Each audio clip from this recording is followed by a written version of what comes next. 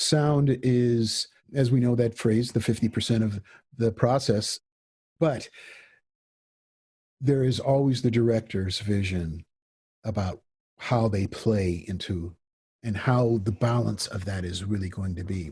I think George Lucas took it to another level when, in Star Wars and changed the whole sound community. Alfred Hitchcock, to me, was a master at using sound in his movies. The use of silence and space in between sound. And that was part of the thing in terms of coming up with the language that the sound team and the director can communicate that they're on the same page. You come up with a language that you understand, you need less communication because there's an understanding of how that person sees art, sees the storytelling, sees this and sees that. And so consequently, that means you can do more work, the less you have to explain.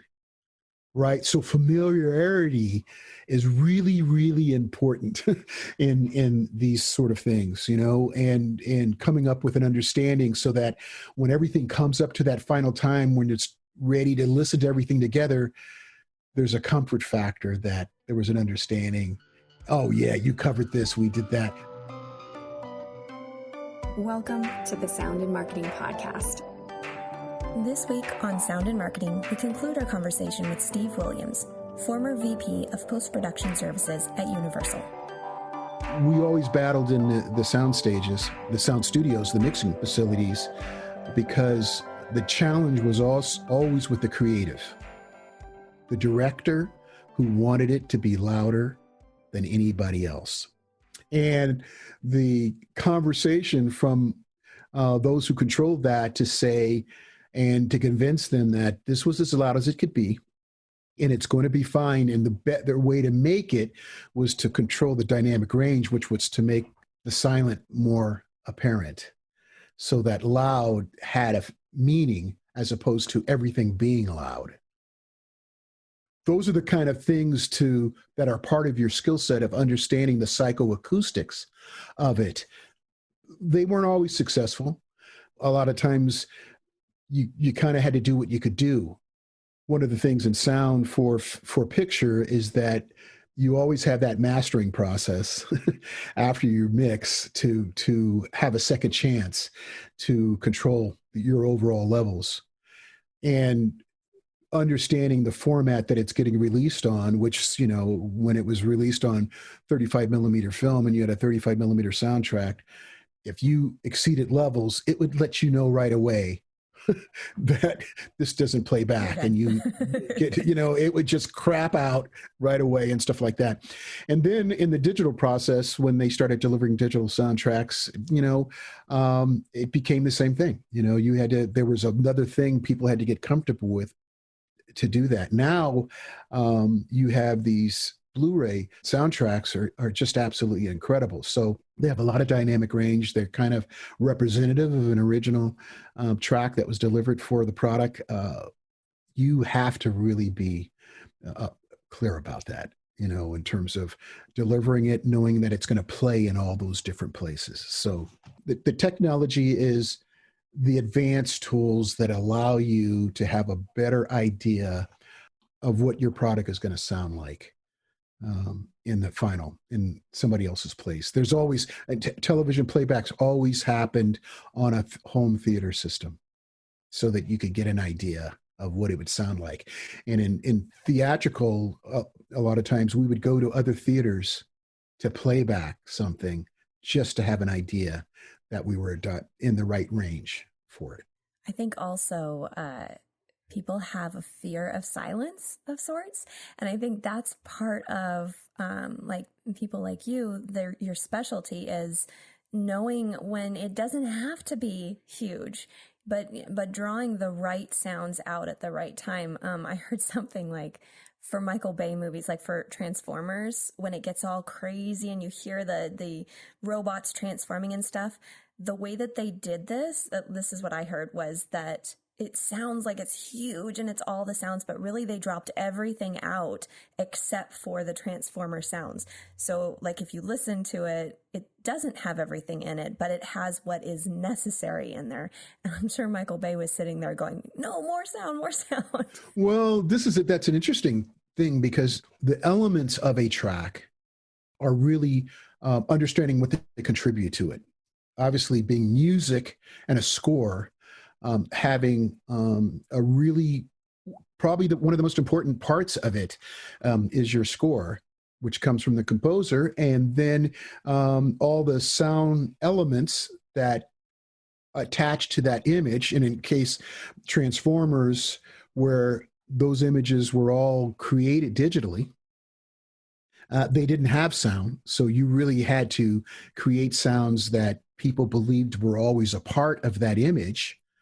But then you also had the sound design elements that went along with that, because you had weapons, you had things that were happening that needed to go beyond just a normal sound. So one of the things is that, and this was always the challenge when you got all these elements together in the same place and you started mixing them, they were always over prepared.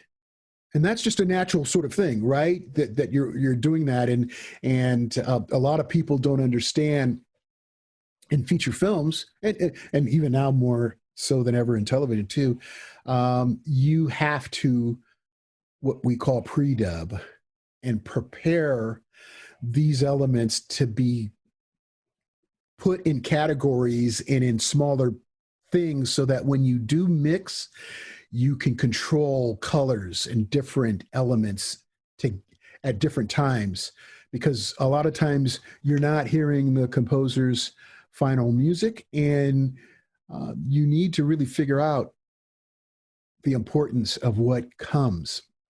It isn't always the music, but a lot of times it is the music, and especially in action movies, the music drives a lot of that. So when you have a rare scene where,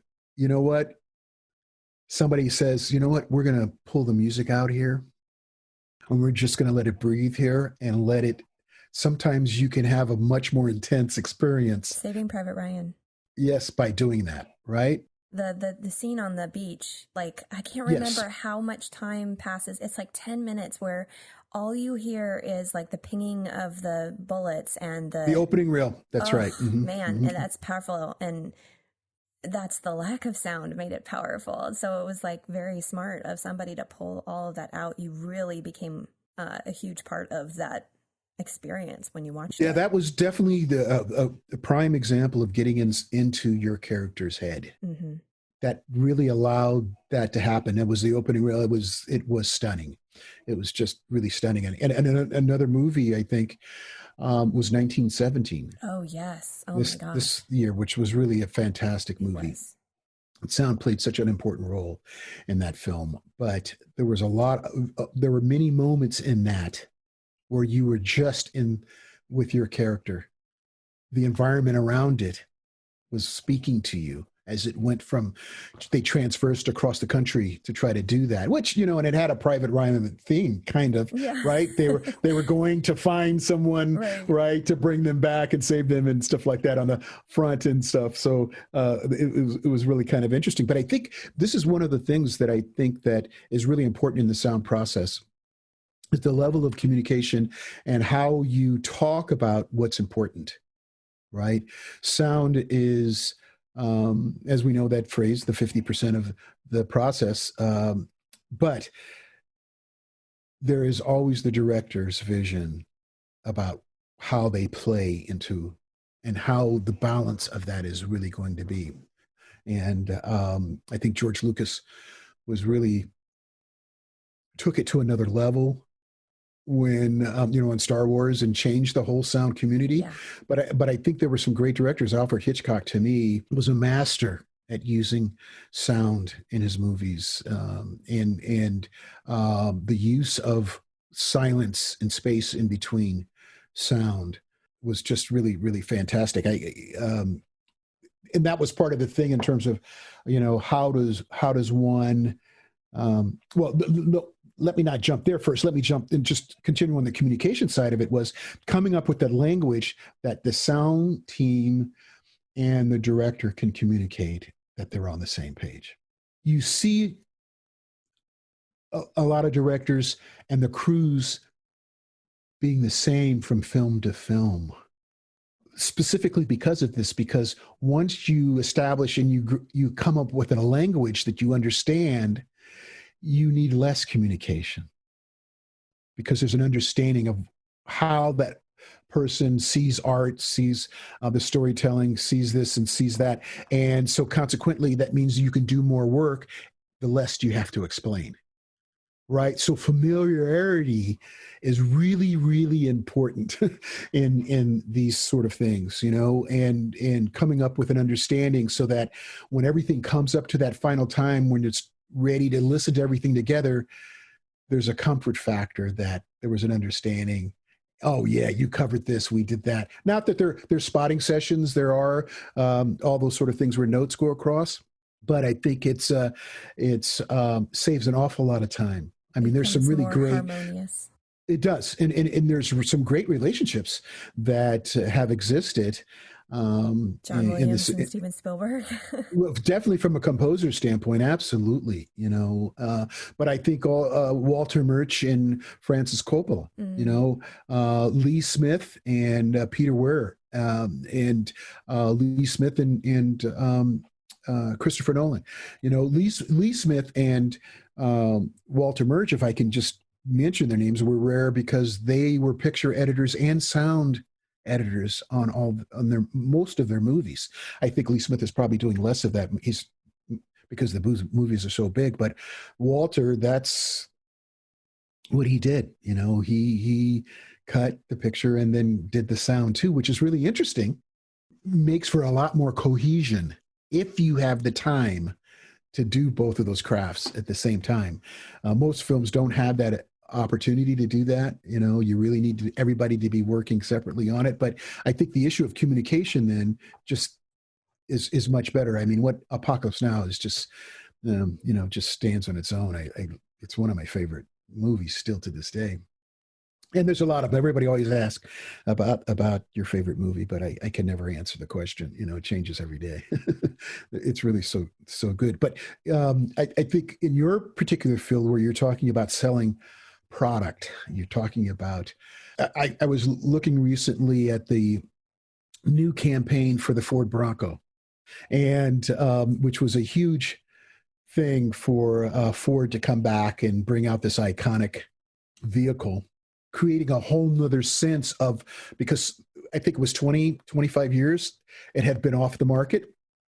So it had to reestablish what this vehicle meant, right? And listening and watching their commercials, it's interesting to dissect, because they were really trying to put this whole outdoors kind of adventure or kind of risky kind of thing. And there were elements in the sound, right, that were aggressive, right, that were, power, all these sort of things, to be able to speak to what demographic do you think that they were going for? Yeah.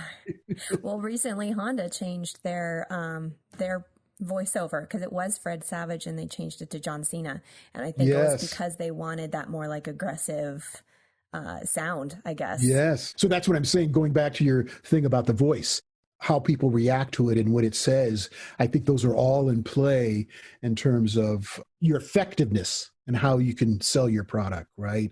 The Matthew McConaughey, for Lincoln. Mm-hmm. And, that's really a big one, I think. And it's interesting how that they're starting to shift his tone on the commercials.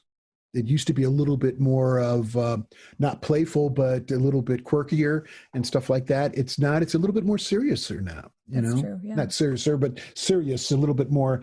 Less abstract. Yes, exactly. Exactly. I think they gave him script this time. So it's really kind of funny and stuff. But when I was a sound editor, and a sound mixer, and I recorded a lot of voiceover work for animation and also for marketing. The voiceover artists are such an important element. Oh my goodness, they were superstars. Nobody knew them at all. Everybody just knew their voices, right? And but there were only like 4 or 5 of them that really had all the work. And it was because of that particular reason is that the sound of their voices said so much and gave so much credibility, right, to the product. So it's sort of like the Vin Scully effect, you know. I looked up the Animaniacs because my kids are into Animaniacs now, and there's a new one coming out, which we're excited about. But looked up on IMDb the 3 main characters on Yes, Animaniacs, yes, yes. and each one of them have done hundreds of different shows. I mean, it was incredible. Yes. Well, that was the thing about it, was the fact that the really great voiceover artists have multiple characters and multiple voices that they could do. So, but the product voiceover artists only have their voice, and that's what they're known for. Period. Right. Whereas the animation was different. I worked in animation and mixed in animation. That's fact. That was one of the first places when I was my pathway to be a re-recording mixer. We mixed a lot of the Marvel animation. In fact, I was working with Jim Henson on Jim Henson products, Muppet Babies and Fraggle Rock, and Oh yeah. those. It was great. There was a lot of fun. People don't understand that animation is probably one of the most difficult parts of the sound editing. It is a drawn a medium, right? So putting in sound effects and things to it to bring it to life is incredibly intense. There are more sound effects per minute on an animation film than live action could ever be, right? Because live action, you have air, you have natural elements that are a part of it, right? So you don't have to fill that up. But where you just have images, drawn images on a screen, you need to fill that all in, right? And so it's quite an element. I mean, it's quite and now with gaming, it's even more of a thing. Yeah. So gaming is just insane. Gaming is insane. It really is. And now that you have motion capture and you can create cinematic kind of elements that go inside these games, it's virtual just reality, amazing. AR, AI, like it's ridiculous. In fact, this is going to come back to a point you made earlier, right? About this technology, about what's happening with it, is the fact that what happened with gaming and the drive for artificial intelligence to engines, right, to create images, jump to Jon Favreau now and Jungle Book, right?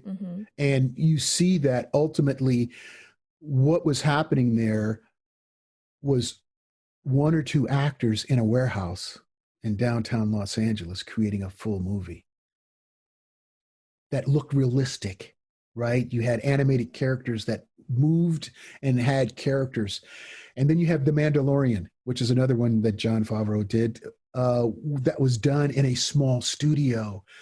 That engine that came from the gaming, I can't remember the name of it. Unreal. There was a particular, yes, exactly, are creating these things. The Mandalorian just looked absolutely amazing. And you had 3D wraparound images now, right? And backgrounds and worlds that you were creating that are unbelievable. So in the time of COVID, that technology now is getting spread out, because as the crews get smaller and location and traveling, and you're going to need a way to really generate these spaces and these visuals, and it's happening. It really is amazing, So I think it's funny how something comes up, right, technology wise, and takes over and allows people to still extend the creative vision. And I think that's a great place to wrap it up, because I agree. I think that I'm an eternal optimist. I believe good will come from what's happening right now.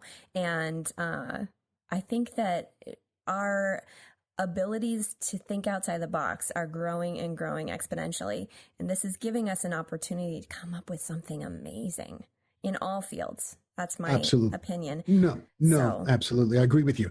It's always how we respond in those situations. I think sound is an amazing field, and it's the imagination that ultimately is your limit, right? If you can have an imagination that is wide open and you can manipulate those tools to do that, some incredible, enjoyable experiences are going to come out of it. Well, Steve, thank you so much for your time. I could go on and on, but I just wanted to say is that there are two things. One, there was a film that came out at the beginning of this year. It finally got released. It's called Making Waves.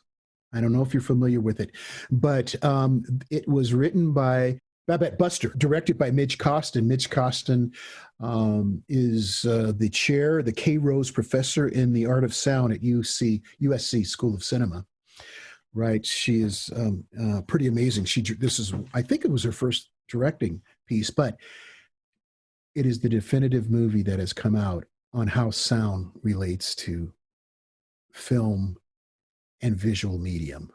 It is the definitive thing. And if anybody is interested in sound, especially when it comes to feature films and the history of sound, please watch Making Waves. And I know it's available. There are probably over 250 interviews, great directors, sound supervisors, everybody.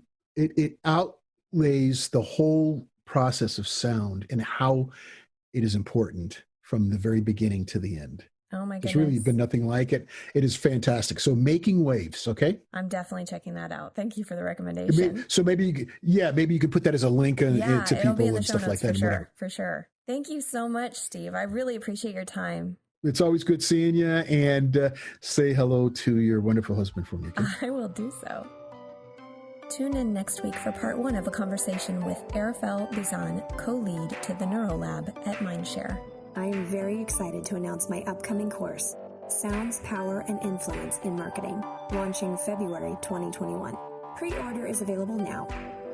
We'll be discussing what sound is and where it came from, the origins of advertising, advertising today and predictions for the future, sound's role in decision-making and buying power, and how our brains process sounds to create choice and reaction.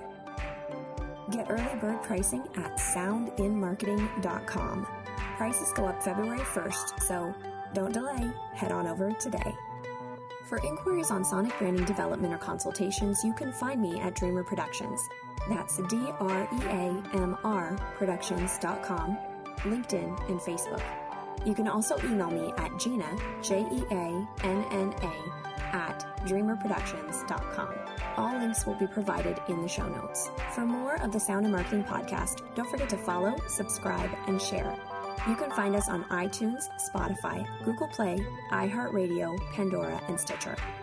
This episode was produced by Dreamr Productions and hosted, written, and edited by me, Jeanna Isham. Let's make this world of sound more intriguing, more unique, and more on brand.